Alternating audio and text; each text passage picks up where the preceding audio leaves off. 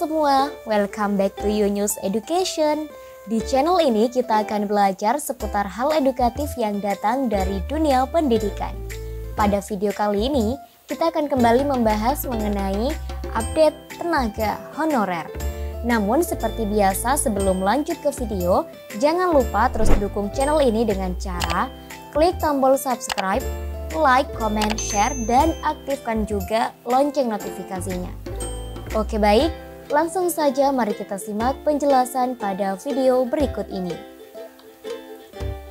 Tenaga honorer mendapatkan isu yang kurang sedap beberapa waktu yang lalu mengenai penghapusan dari tanah air.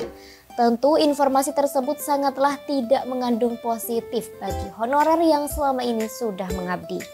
Bahkan, honorer ini merasa tidak mendapatkan keadilan jika penghapusan tersebut benar-benar terjadi. Padahal, honorer selama ini sudah mengabdi dengan penuh dedikasi terhadap negara dan juga bangsa. Rupanya penghapusan honorer tersebut sudah diagendakan oleh pemerintah sebelum 28 November 2023. Sehingga kabar tersebut membuat honorer khawatir serta takut jika penghapusan tersebut benar-benar terjadi. Salah satu alasan mengenai penghapusan honorer ialah supaya mengurangi kesenjangan sosial serta lebih meningkatkan pelayanan publik terhadap masyarakat yang sangat membutuhkan. Perlu diketahui bahwa pada tanggal 31 Maret kemarin, pemerintah sudah menutup pendataan tenaga non-ASN. Bahkan sudah memberlakukan peraturan pemerintah nomor 49 tahun 2018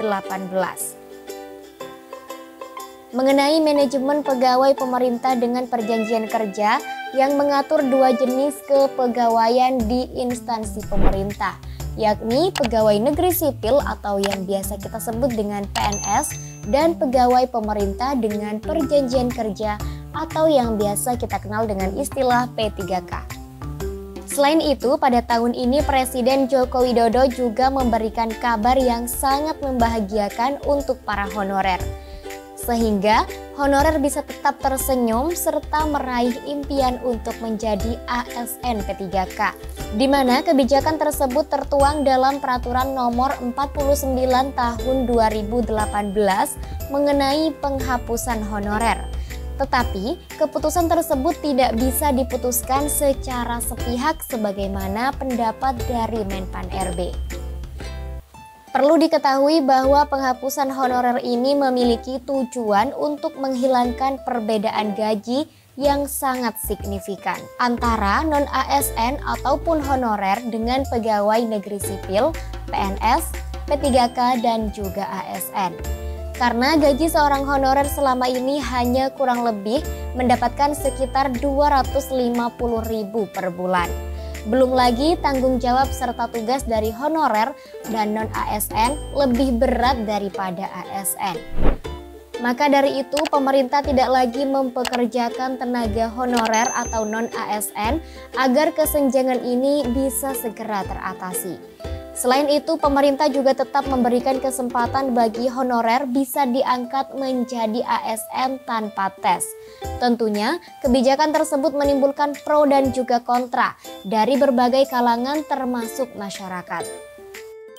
Terdapat beberapa pihak mempertanyakan tentang kualitas dan kapasitas tenaga honorer di tanah air, sehingga yang diangkat menjadi ASN serta keadilan dalam proses seleksi yang dilakukan. Bahkan tidak mengalami kecenderungan ataupun harus melibatkan keadilan dalam menyelesaikan permasalahan tersebut. Dengan langkah-langkah yang diberikan oleh Joko Widodo serta pemerintah pusat lainnya juga bisa memberikan pengaruh yang positif. Sekaligus juga bisa mendapatkan jalan keluar terbaik untuk honorer dan tidak ada yang merasa dirugikan satu sama lain. Baik, sekian informasi mengenai tenaga honorer. Semoga bermanfaat dan sampai jumpa di video Yunus Education berikutnya.